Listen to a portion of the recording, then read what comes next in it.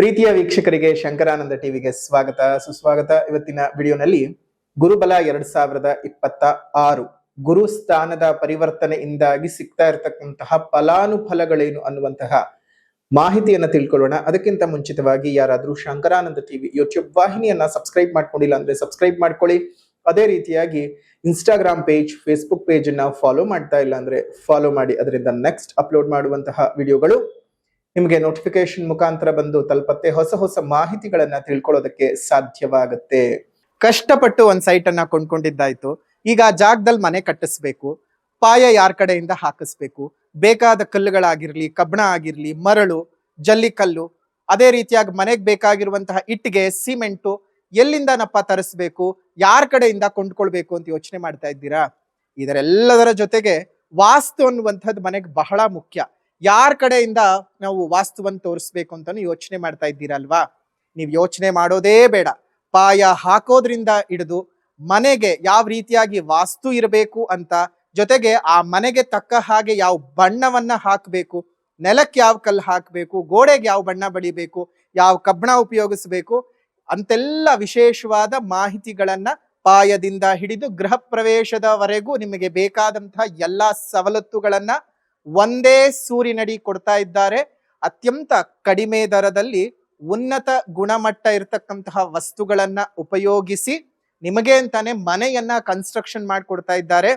ನಮ್ಮ ರಾಜಾಜಿನಗರದಲ್ಲಿರುವಂತಹ KMI constructions ನವರು ನಿಮಗೆ ಏನಾದ್ರೂ ಮನೆ ಕಟ್ತಾ ಇದ್ದೀನಿ, ಎಲ್ಲಾ ರೀತಿಯಾದ ಗೊಂದಲಗಳಿದೆ ಅಂದ್ರೆ ಫಸ್ಟ್ ಇಲ್ಲಿರುವಂತಹ ಫೋನ್ ನಂಬರ್ಗೆ ಫೋನ್ ಮಾಡಿ ಎಲ್ಲಾ ಮಾಹಿತಿಗಳನ್ನ ನೀವು ಕುಲಂಕುಷವಾಗಿ ತಿಳ್ಕೊಂಡು ನಿಮಗೆ ಬೇಕಾದಂತಹ ಮನೆಯನ್ನ ನಿಮ್ಮ ಕೈಗೆಟಕುವ ದರದಲ್ಲಿ ಇವರೇ ಕಟ್ಟಿಕೊಡ್ತಾರೆ. ಎಲ್ಲಾ ವಿಚಾರಗಳನ್ನ ತಿಳ್ಕೊಂಡು ಮುಂದುವರಿರಿ. ಶುಭವಾಗ್ಲಿ. ಕನ್ಸ್ಟ್ರಕ್ಷನ್ಗೆ ಸಂಬಂಧಪಟ್ಟಂತಹ ಸಂಪೂರ್ಣ ಮಾಹಿತಿ ಬೇಕಾದ್ರೆ ಇಲ್ಲಿರುವಂತಹ ಫೋನ್ ನಂಬರ್ಗೆ ಫೋನ್ ಮಾಡಿ. ಶುಭವಾಗ್ಲಿ. ಗುರುಬಲ ನೋಡಿ, ಗುರುವು ಜೀವಕಾರಕನು. ಅವನನ್ನ ಜೀವ ಅಂತಾನೆ ಸಹ ನಾವು ಕರಿತೀವಿ. ಯಾಕಂದ್ರೆ ನಮ್ಮ ಬದುಕಿನ ಸರ್ವ ಆಡಳಿತಗಳು ಸಹ ಬರ್ತಕ್ಕಂತಹ ಅನೇಕ ದೊಡ್ಡ ದೊಡ್ಡ ಮಜಲು ಇದೇ ಗುರುವಿನಿಂದ ನಿರ್ಣಯವಾಗ್ತಕ್ಕಂತಹದ್ದು. ಗುರು ಅಂತ ಹೇಳ್ತಾ ಇದ್ದ ಹಾಗೇನೆ, ಗುರುಬಲ ಅಂತ ಹೇಳ್ತಾ ಇದ್ದ ಹಾಗೇನೆ ವೃತ್ತಿ ಆಗಬಹುದು, ವಿವಾಹವಾಗಬಹುದು, ಶೈಕ್ಷಣಿಕ ವಿಚಾರ, ಆರ್ಥಿಕ ವಿಚಾರ, ಇವೆಲ್ಲವೂ ಸಹ ಗುರುವಿನಿಂದಾನೇ ನಿರ್ಧಾರವನ್ನ ಮಾಡುವಂಥದ್ದು. ಯಾರಿಗೆ ಜಾತಕದಲ್ಲಿ ಗುರು ಚೆನ್ನಾಗಿರೋದಿಲ್ಲ ಅವರಿಗೆ ಮದುವೆಗೆ ಅಡೆತಡೆಗಳು, ಮದುವೆ ಆಗಿದ್ರೆ ಅದರಲ್ಲೇನೋ ಒಂದಷ್ಟು ತೊಂದರೆ ತಾಪತ್ರಯಗಳು, ನೀವು ಶೈಕ್ಷಣಿಕವಾಗಿ ಮೇಲ್ ಬರೋದಕ್ಕೆ ಸಾಧ್ಯವಾಗ್ತಾ ಇರೋದಿಲ್ಲ, ಕೆಲಸ ಕಾರ್ಯಗಳು ತುಂಬಾ ಹಾಳಾಗ್ತಾ ಇರುತ್ತೆ, ಕೆಲಸಗಳೇ ಸಿಗದೆ ತುಂಬಾ ಜನ ಪರಿಪಾಟ್ಲನ್ನ ಪಡ್ತಾ ಇರ್ತೀರ, ವ್ಯಾಪಾರ ವ್ಯವಹಾರಗಳು, ವೃತ್ತಿಗಳು ನಿಮ್ಮ ಕೈ ಹಿಡಿತಾ ಇರೋದಿಲ್ಲ. ಅದಕ್ಕೆ ಪ್ರತಿ ವರ್ಷವೂ ಯುಗಾದಿ ಹೊಸ ವರ್ಷ ಆದ ನಂತರದಲ್ಲಿ ಪಂಚಾಂಗ ಶ್ರವಣವನ್ನು ಮಾಡೋದಕ್ಕೋಸ್ಕರವಾಗಿ ಇವತ್ತಿಗೂ ಹಳ್ಳಿಗಳ ಕಡೆ ಜನಗಳು ಸ್ವಾಮಿ ಗುರು ಚೆನ್ನಾಗಿದ್ಯಾ, ಶನಿ ಇದೆಯಾ ನಮ್ಗೆ ಅಂತ ಕೇಳ್ತಾರೆ. ಅಂದ್ರೆ ಗುರು ಚೆನ್ನಾಗಿದ್ದಾನ, ಶನಿ ಚೆನ್ನಾಗಿದ್ದಾನ, ನಮ್ಗೆ ಈ ವರ್ಷ ಚೆನ್ನಾಗಿ ಏನಾದ್ರೂ ಆಗತ್ತಾ ಅನ್ನುವಂಥ ಮಾತು. ಅಂತಹ ಸಂದರ್ಭದೊಳಗಡೆ ಈ ಗುರು ಚೆನ್ನಾಗಿದ್ದಾಗ ನಮ್ಮ ಜೀವನದಲ್ಲಿ ಸರ್ವತ್ರ ಅಭಿವೃದ್ಧಿ ಆಗ್ತಾ ಇರುವಂಥದ್ದು, ತುಂಬಾ ಚೆನ್ನಾಗಿರುವಂತಹ ಅಭಿವೃದ್ಧಿಯನ್ನ ನಾವು ನೋಡ್ತೇವೆ. ಈ ಒಂದು ಸರ್ವ ಕಾರ್ಯಗಳಲ್ಲೂ ಯಶಸ್ಸು, ನಮ್ಮ ಜೀವನ ಚೆನ್ನಾಗಾಗ್ತಕ್ಕಂಥದ್ದು, ನಮ್ಮ ಬದುಕಿನಲ್ಲಿ ಇರ್ತಕ್ಕಂತಹ ಎಲ್ಲ ತಾಪತ್ರಯಗಳನ್ನೂ ಸಹ ಹೋಗಲಾಡಿಸಿಕೊಳ್ತಕ್ಕಂತಹದ್ದು ಇರುವಂತಹದ್ದು ಗುರುವಿನ ಶಕ್ತಿಯಿಂದಾಗಿ. ಆ ಗುರು ಪ್ರತಿ ವರ್ಷವೂ ತನ್ನ ಸ್ಥಾನವನ್ನ ಬದಲಾವಣೆ ಮಾಡ್ತಾ ಹೋಗ್ತಾನೆ. ಹಾಗೆ 2026 ಕ್ಯಾಲೆಂಡರ್ನ ವರ್ಷ ಶ್ರೀ ಪರಾಭವನಾಮ ಸಂವತ್ಸರ, ನಮ್ಮ ಸನಾತನದ ಪಂಚಾಂಗ, ಇದರ ಆಧಾರದಲ್ಲಿ ನೋಡೋದಾಯ್ತು ಅಂತ ಹೇಳಿದ್ರೆ ಜೂನ್ 1ನೇ ತಾರೀಕಿನ ರಾತ್ರಿ, ಅಂದ್ರೆ ಜೂನ್ 2ನೇ ತಾರೀಕಿಗೆ ತನ್ನ ಸ್ಥಾನದ ಪರಿವರ್ತನೆಯಾಗಿ ಮಿಥುನ ರಾಶಿಯಿಂದ ಕರ್ಕಾಟಕ ರಾಶಿಗೆ ಪ್ರವೇಶ ಮಾಡ್ತಾ ಇದ್ದಾನೆ. ಮಿಥುನ ರಾಶಿಯಿಂದ ಕರ್ಕಾಟಕ ರಾಶಿಗೆ ಪ್ರವೇಶ ಮಾಡುವಂತದ್ದೇನಿದೆಯಲ್ಲ, ಇದು 12 ವರ್ಷಗಳಿಗೆ ಒಮ್ಮೆ ನಡೆಯುವಂತಹ ಮಹಾನ್ ಸುಯೋಗ. ಗುರು 1 ವರ್ಷ 1 ರಾಶಿನಲ್ಲಿ ಇರ್ತಾನೆ. ಸೊ ಹಾಗಾಗಿ 1 ರಾಶಿಯಿಂದ 1 ರಾಶಿಗೆ ಬರ್ಬೇಕು ಅಂತ ಹೇಳಿದ್ರೆ 12 ವರ್ಷಗಳು ಬೇಕೇ ಬೇಕು. ಅದ್ರಲ್ಲಿ ಯಾವುದೇ ಅತಿಶಯೋಕ್ತಿ ಇಲ್ಲ. ಆದ್ರೆ ಇದೇ ಗುರು ತನ್ನ ಸ್ಥಾನದ ಪರಿವರ್ತನೆಯನ್ನ ಮಾಡಬೇಕಾದಾಗ ಪುಷ್ಕರ ಉಂಟಾಗ್ತದೆ. 12 ವರ್ಷಗಳಿಗೆ ಒಮ್ಮೆ ಒಂದೊಂದು ನದಿಯು ಪುಷ್ಕರವಾಗ್ತದೆ. ಅದನ್ನ ಪುಷ್ಕರ ಸ್ನಾನ ಮಾಡೋದಕ್ಕಂತಾನೆ ಉಪಯೋಗಿಸ್ಕೊಳ್ತೀವಿ. ಮೇಷರಾಶಿಗೆ ಗುರು ಪ್ರವೇಶ ಮಾಡಿದಂತಹ ಸಂದರ್ಭದಲ್ಲಿ ಗಂಗಾ ನದಿಯು ಪುಷ್ಕರವಾಗ್ತದೆ. ಈಗ ಮಿಥುನ ರಾಶಿಯನ್ನ ಬಿಟ್ಟು ತನ್ನ ಉಚ್ಚ ಕ್ಷೇತ್ರವಾಗಿರ್ತಕ್ಕಂತಹ ಕರ್ಕಾಟಕ ರಾಶಿಗೆ ಗುರು ಪ್ರವೇಶ ಮಾಡ್ತಾ ಇದ್ದಾನೆ. ಇದು ಉಚ್ಚ ಸ್ಥಾನ ನೋಡಿ, ಬಹಳ ತುಂಬಾ ಒಳ್ಳೇದು. ಪ್ರತಿಯೊಂದು ಗ್ರಹಗಳಿಗೂ ಉಚ್ಚ ಸ್ಥಾನ ನೀಚ ಸ್ಥಾನ ಅಂದ್ರೆ ತಮ್ಮ ಪರಮೋಚ್ಚವಾಗಿರ್ತಕ್ಕಂತಹ ಬಲ ಮತ್ತು ತಮ್ಮ ಪರಮೋಚ್ಚವಾಗಿರ್ತಕ್ಕಂತಹ ಶಕ್ತಿಹೀನ ಸ್ಥಿತಿ ಎರಡೂ ಸಹ ಅನುಭವಿಸೋದಕ್ಕೆ ಗ್ರಹಗಳು ಇರ್ತವೆ. ಹಾಗೆ ಒಂದೊಂದು ಗ್ರಹಗಳಿಗೆ, ಉದಾಹರಣೆಗೆ ಮೇಷರಾಶಿಯಲ್ಲಿ ರವಿ ಉಚ್ಚನಾದ್ರೆ ಅದೇ ತುಲಾ ರಾಶಿಯಲ್ಲಿ ನೀಚನಾಗ್ತಾನೆ. ಶನಿ ಅದೇ ತುಲಾ ರಾಶಿಯಲ್ಲಿ ಉಚ್ಚನಾದ್ರೆ ಮೇಷರಾಶಿಯಲ್ಲಿ ನೀಚನಾಗ್ತಾನೆ. ಹಾಗೆ ಗುರು ಕರ್ಕಾಟಕ ರಾಶಿನಲ್ಲಿ ಉಚ್ಚ ಸ್ಥಾನಕ್ಕೆ ಹೋದ್ರೆ ಮಕರ ರಾಶಿಯಲ್ಲಿ ನೀಚ ಸ್ಥಾನಕ್ಕೆ ಬರ್ತಾನೆ. ಒಂದೊಂದೊಂದೊಂದೊಂದು ಗ್ರಹಗಳಿಗೂ ಒಂದೊಂದು ಸ್ಥಾನಗಳು ಉಚ್ಚ ಮತ್ತು ನೀಚ ಸ್ಥಾನಗಳು ಇದ್ದೇ ಇರುತ್ತವೆ. ಗುರುವಿಗೆ 12 ವರ್ಷ ಆದ ನಂತರ ಬೇರೆ ಎಲ್ಲಾ ಗ್ರಹಗಳು ಶನಿಯನ್ನು ಹೊರತುಪಡಿಸಿ ಬೇರೆನೆಲ್ಲಾ ಗ್ರಹಗಳು ಬೇಗ ಶೀಘ್ರದಲ್ಲಿ ತಮ್ಮ ಉಚ್ಚ ನೀಚ ಸ್ಥಾನಗಳನ್ನ ಪರಿಕ್ರಮಿಸ್ತಾ ಇದ್ರೆ, ಗುರು ಮತ್ತು ಶನಿ ಮಾತ್ರ ತುಂಬಾ ನಿಧಾನಗತಿಯಲ್ಲಿ ಆಗೋದ್ರಿಂದ ಇದಕ್ಕೆ ಬಹಳ ಪ್ರಾಮುಖ್ಯತೆ. ಅದರಲ್ಲೂ ಗುರುವಿಗೆ ತನ್ನ ಸ್ಥಾನದ ಬದಲಾವಣೆಯಿಂದಾಗಿ ಒಂದೊಂದು ನದಿಯನ್ನ ಪುಣ್ಯ ತೀರ್ಥಗಳನ್ನಾಗಿ ಮಾಡ್ತಾ ಇರ್ತಾನೆ. ಕೃಷ್ಣಾ ನದಿ ಆಗ್ಬಹುದು, ಭೀಮಾ ನದಿ ಆಗ್ಬಹುದು, ತುಂಗಭದ್ರ ಆಗ್ಬಹುದು, ಕಾವೇರಿ ಆಗ್ಬಹುದು, ಯಮುನಾ, ಸಿಂಧು, ಸರಸ್ವತಿ, ಗಂಗಾ, ನರ್ಮದಾ ಎಲ್ಲ 12 ಪವಿತ್ರವಾಗಿರತಕ್ಕಂತಹ ನದಿಗಳು ನಮ್ಮ ಭಾರತದಲ್ಲಿ ಏನ್ ಹರಿತಾ ಇದ್ದಾವೆ. ಹಾಗಂತ ಹೇಳಿ ಬೇರೆ ನದಿಗಳು ಪವಿತ್ರ ಅಲ್ಲ ಅಂತಲ್ಲ. ಪ್ರಮುಖವಾದ ನದಿಗಳು, ಪ್ರಮುಖವಾಗಿ ಎಲ್ಲರ ಒಂದು ಜೀವನಕ್ಕೂ ಜೀವನಾಡಿ ಜೀವಸೆಲೆಯಾಗಿರ್ತಕ್ಕಂತಹ ಗಂಗಾ, ತುಂಗಭದ್ರ, ನಮ್ಮ ಕೃಷ್ಣ, ಭೀಮ, ಅದೇ ರೀತಿಯಾಗಿ ನರ್ಮದಾ, ಸಿಂಧು, ಕಾವೇರಿ, ಸರಸ್ವತಿ ನದಿಗಳು, ಈ ಎಲ್ಲ ನದಿಗಳು ಪುಷ್ಕರವಾಗ್ತದೆ ಗುರುವಿನ ಸ್ಥಾನ ಬದಲಾವಣೆಯಿಂದಾಗಿ. ಹಾಗಾಗಿ ಪುಷ್ಕರ ಸ್ನಾನವಿದೆ ಎನ್ನುವಂಥದ್ದು ಬಹಳ ದೊಡ್ಡದು. ಪುಷ್ಕರ ಸ್ನಾನ ಮಾಡೋದಕ್ಕಂತಾನೆ ತುಂಬಾ ಜನ ಕಾಯ್ತಾ ಇರ್ತಾರೆ. ನೋಡಿ, ಇದನ್ನು ಒಮ್ಮೆ ನೀವು ಕಳ್ಕೊಂಡ್ರೆ ನಿಮಗಿನ್ನ 12 ವರ್ಷಗಳು ಬೇಕು ಯಮುನಾ ನದಿ ಪುಷ್ಕರವಾಗೋಕೆ. ನೀವು 12 ವರ್ಷಗಳ ನಂತರ ಮತ್ತೆ ಸ್ನಾನ ಮಾಡ್ಬೇಕಾಗ್ತದೆ. ಪುಷ್ಕರ ಸ್ನಾನ ಅಂತ ಹೇಳಿದ್ರೇನೆ ನಿಮ್ಮ ಜೀವನದಲ್ಲಿರ್ತಕ್ಕಂತಹ ಅನೇಕ ಪಾಪ ಕರ್ಮಗಳನ್ನ ಕಳ್ಕೊಳ್ಳೋದಕ್ಕೆ. ಬರೆದಿಟ್ಕೊಳ್ಳಿ, ಯಾರ ಜಾತಕದಲ್ಲಿ ಗುರು ಮತ್ತು ರಾಹುವು ಕರ್ಕಾಟಕ ರಾಶಿಯಲ್ಲಿ ಸೇರಿರ್ತಾನಲ್ಲ ಅಂತಹವರು ಯಮುನಾ ನದಿ ಪುಷ್ಕರದಲ್ಲಿ ಸ್ನಾನ ಮಾಡಬೇಕು. ಆ ಯಮುನಾ ನದಿ ಪುಷ್ಕರದಲ್ಲಿ ಸ್ನಾನ ಮಾಡೋದಕ್ಕೆ ಸಾಧ್ಯ ಆಗದೇ ಇದ್ರೆ ಈ ಬಾರಿ ಇನ್ನು 12 ವರ್ಷಗಳು ಕಾಯ್ಬೇಕು. ಇನ್ನೂ 12 ವರ್ಷಗಳು ಕಾಯ್ಬೇಕಾಗತ್ತೆ. ಮತ್ತೆ 13ನೇ ವರ್ಷಕ್ಕೆ ಬರುವಂಥದ್ದು. ಸೊ ಹಾಗಾಗಿ ಯೋಚನೆ ಮಾಡಿ ಆದಷ್ಟು ಬೇಗ ಇದೇ ಪುಷ್ಕರ ಸ್ನಾನ ಏನು ನಡೆಯುತ್ತೆ ಜೂನ್ 2ನೇ ತಾರೀಕಿನಿಂದ ನೀವು ಹೋಗಿ ಆದಷ್ಟು ಬೇಗ ಪುಷ್ಕರ ಸ್ನಾನನ ಮಾಡ್ಕೊಂಡು ಬರೋದಕ್ಕೆ ಪ್ರಯತ್ನ ಮಾಡಿ. ನಿಮ್ಮೆಲ್ಲರಿಗೂ ಸಹ ಒಳ್ಳೇದಾಗ್ಲಿ. ಎಷ್ಟೋ ಜನಕ್ಕೆ ಪಾಪ ಕಷ್ಟವಾಗ್ತಾ ಇರುತ್ತೆ, ಪುಷ್ಕರ ಸ್ನಾನಕ್ಕೆ ಹೋಗೋದಕ್ಕೆ ಸಾಧ್ಯವಾಗೋದಿಲ್ಲ, ತುಂಬಾ ದೂರ, ಅಯ್ಯೋ ಯಮುನಾ ನದಿಗೆ ಎಲ್ಲಪ್ಪ ನಾವು ಹೋಗೋದು ಅಂತ ಯೋಚನೆ ಮಾಡ್ತಾ ಇರ್ತೀರಾ. ಖಂಡಿತ ನೀವ್ ಯಾರು ಯೋಚನೆ ಮಾಡ್ಬೇಡಿ. ವಿಡಿಯೋನ ಕೊನೆವರೆಗೂ ನೋಡಿ, ಅದಕ್ಕೊಂದು ಸರಳವಾದ ಪರಿಹಾರವನ್ನ ನಾವೇ ಕೊಡ್ತೇವೆ.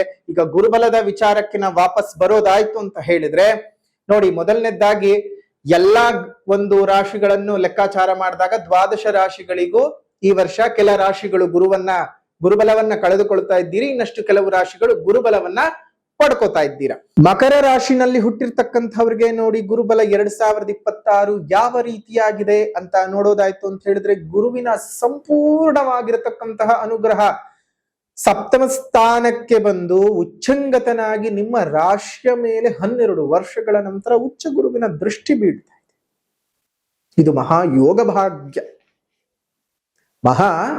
ಯೋಗ ಭಾಗ್ಯ ಅಂತಾನೆ ಹೇಳಬಹುದು. ನಿಮ್ ಜೀವನದಲ್ಲಿ ಕಂಡಂತಹ ಕನಸುಗಳು ಸಾಕಾರವಾಗತಕ್ಕಂತಹ ಸುಸಂದರ್ಭ. ಮದುವೆ ನಡೆಯುತ್ತೆ, ಶುಭ ಕಾರ್ಯಗಳು ನಡೆಯುತ್ತೆ. ವಿಶೇಷವಾಗಿ ಎಲ್ಲಾ ಕ್ಷೇತ್ರಗಳಲ್ಲೂ ಯಶಸ್ಸನ್ನ ಗಳಿಸ್ಕೊಳ್ತೀರಿ. ಲಾಭಸ್ಥಾನದ ಮೇಲೆ ದೃಷ್ಟಿ, ಪರಾಕ್ರಮ ಸ್ಥಾನದ ಮೇಲೆ ದೃಷ್ಟಿ, ಪ್ರಯತ್ನ ಸ್ಥಾನದ ಮೇಲೆ ದೃಷ್ಟಿ, ರಾಶಿ ಮೇಲೆ ದೃಷ್ಟಿ, ಸಹೋದರ ಸಹೋದರಿಯ ಸ್ಥಾನದ ಮೇಲೆ ದೃಷ್ಟಿ. ಇನ್ನೇನು ಬೇಕು? ಈ ಸಮಯಕ್ಕೋಸ್ಕರವಾಗಿಯೇ ನೀವು ಕಾಯಬೇಕು. ನೋಡಿ, ಕಳೆದ ವರ್ಷ ನಿಮಗೆ ಶನಿ ಅನುಗ್ರಹ ಉಂಟಾಗಿತ್ತು, ಗುರುವಿನ ಅನುಗ್ರಹ ಉಂಟಾಗಿರ್ಲಿಲ್ಲ. ಈ ವರ್ಷ ಶನಿ ಮತ್ತು ಗುರು ಇಬ್ಬರ ಅನುಗ್ರಹ ಉಂಟಾಗ್ತಾ ಇರತಕ್ಕಂತಹ ರಾಶಿ, ಏಕೈಕ ರಾಶಿ ಮಕರ ರಾಶಿ. ನೋಡಿ, ಶನಿ ಮತ್ತು ಗುರು ಎರಡರ ಅನುಗ್ರಹ ಉಂಟಾಗ್ತಾ ಇರತಕ್ಕಂತಹ ಏಕೈಕ ರಾಶಿ ಉತ್ತರೋತ್ತರ ರಾಶಿಗಳಲ್ಲಿ ಇದು ಮಕರ ರಾಶಿಗೆ ಮಾತ್ರ.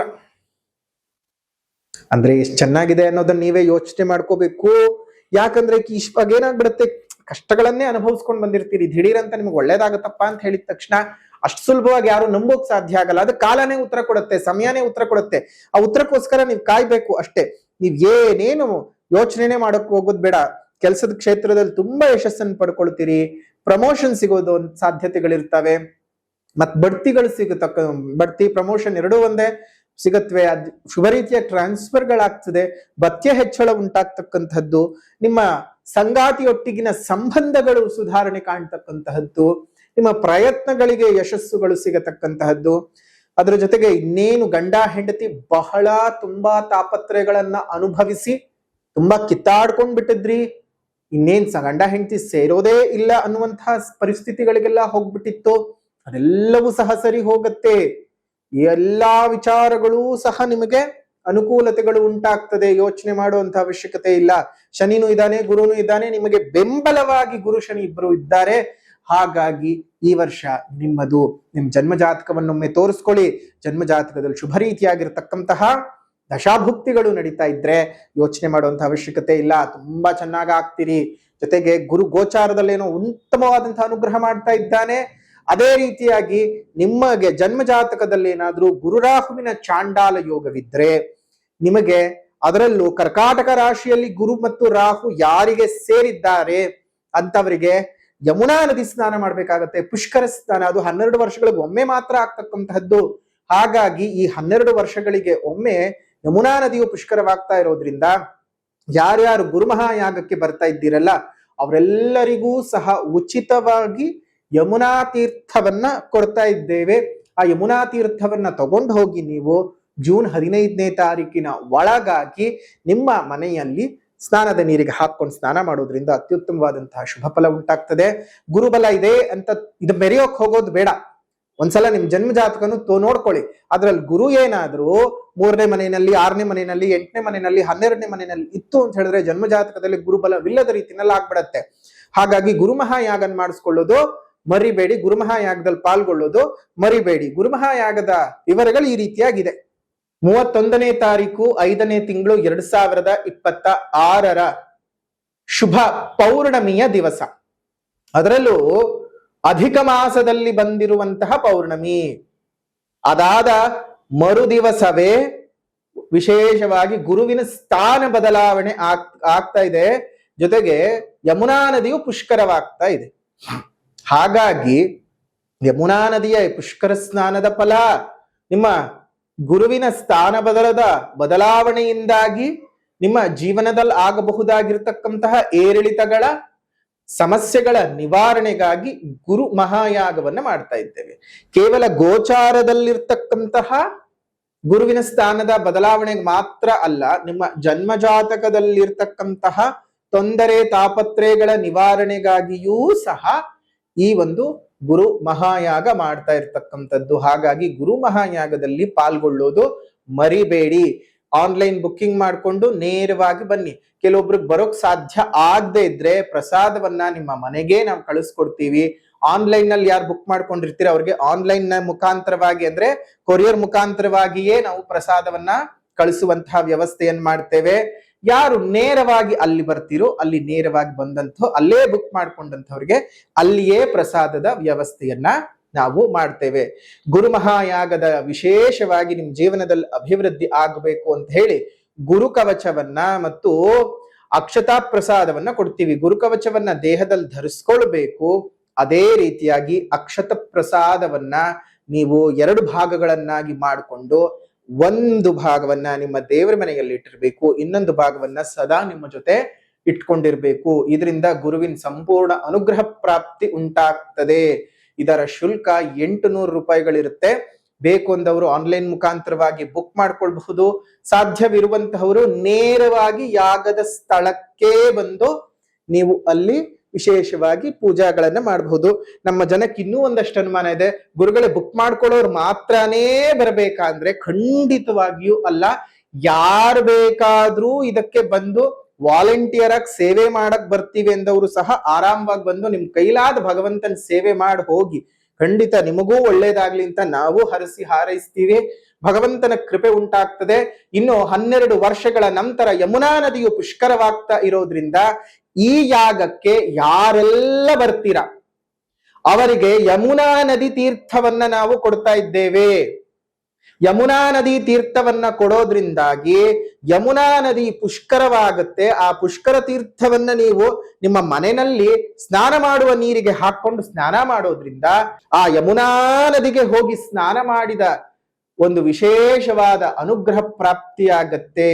ಹಾಗಾಗಿ ಈ 12 ವರ್ಷಗಳಿಗೆ ಒಮ್ಮೆ ನಡೀತಾ ಇರತಕ್ಕಂತಹ ಈ ವಿಶೇಷವಾದ ಯಮುನಾ ನದಿ ಪುಷ್ಕರ ಸ್ನಾನ, ನಾವು ಯಮುನಾ ತೀರಕ್ಕೆ ಹೋಗಕ್ ಆಗ್ತಾ ಇಲ್ವಲ್ಲ ಅಂತ ಯೋಚನೆ ಮಾಡ್ತಾ ಇರುವಂತವ್ರು 31ನೇ ತಾರೀಕು ಯಾಗ ನಡೆಯುವಂತಹ ಸ್ಥಳಕ್ಕೆ ಬಂದು ನೀವು ವಿಶೇಷವಾಗಿ ದೇವರ ಅನುಗ್ರಹಕ್ಕೆ ಪಾತ್ರವಾಗಿ ಸಾಧ್ಯ ಇರುವಂತವ್ರು ಹೋಮಕ್ಕೆ ನೆರವಾಗಿ, ಇಲ್ಲದೇ ಇದ್ರೆ ಕಡೇ ಪಕ್ಷ ಬಂದು ಆ ಯಮುನಾ ತೀರ್ಥವನ್ನಾದ್ರೂ ತಗೊಂಡು ನೀವು ಹೋಗಿ ನೆಕ್ಸ್ಟ್ 2ನೇ ತಾರೀಕಿನಿಂದ ಒಟ್ಟಾರೆ 1 ವಾರಗಳ ಕಾಲ ವಿಶೇಷವಾಗಿ ಪುಷ್ಕರದ ಸಮಯ ಇರುತ್ತೆ.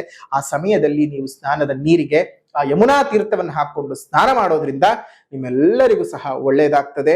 ಇನ್ನು ಯಾಗ ನಡೆಯುವಂತಹ ಸ್ಥಳ ಯಾವುದು ಅಂತ ತುಂಬಾ ಜನ ಕೇಳ್ತಾನೆ ಇದ್ದಾರೆ. ಬೇರೆ ಇನ್ಯಾವುದು ಅಲ್ಲ, ನಮ್ಮ ಆಶ್ರಮ ಆಗ್ತಾ ಇರುವಂತಹ ಸ್ಥಳವೂ ಮತ್ತು ನಮ್ಮ ಆಶ್ರಮದಲ್ಲಿಯೇ ಈ ವಿಶೇಷವಾಗಿರ್ತಕ್ಕಂತಹ ಗುರು ಮಹಾಯಾಗ ಮಾಡ್ತಾ ಇರತಕ್ಕಂಥದ್ದು ಮೈಸೂರು ಜಿಲ್ಲೆ ನಂಜನಗೂಡು ತಾಲೂಕಿನ ಹರತಲೆ ಗ್ರಾಮದ ಆಶ್ರಮದಲ್ಲಿ ನಾವು ಮಾಡ್ತಾ ಇದ್ದೇವೆ. ಇದ್ರ ಬಗ್ಗೆ ಹೆಚ್ಚಿನ ಮಾಹಿತಿ ಬೇಕು ಅಂತ ಹೇಳಿದವರು ಇಲ್ಲೇ ಇರುವಂತಹ ಫೋನ್ ನಂಬರ್ಗೆ ಫೋನ್ ಮಾಡಿ ವಿಶೇಷವಾದ ಮಾಹಿತಿಯನ್ನು ತಿಳ್ಕೊಳ್ಳಿ. ಶುಭವಾಗ್ಲಿ. ಇದಾಗಿತ್ತು ಮಕರ ರಾಶಿಯವರ ಗುರುಬಲ 2026 ವಿಡಿಯೋ.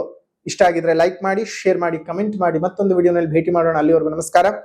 ಲೋಕ ಸಮಸ್ತ ಸುಖಿನೋ ಭವಂತು, ಸಕಲ ಸನ್ಮಂಗಳಾನಿ ಭವಂತು, ಸರ್ವೇ ಜನಾಃ ಸುಖಿನೋ ಭವಂತು, ಸಮಸ್ತ ಸನ್ಮಂಗಳಾನಿ ಭವಂತು.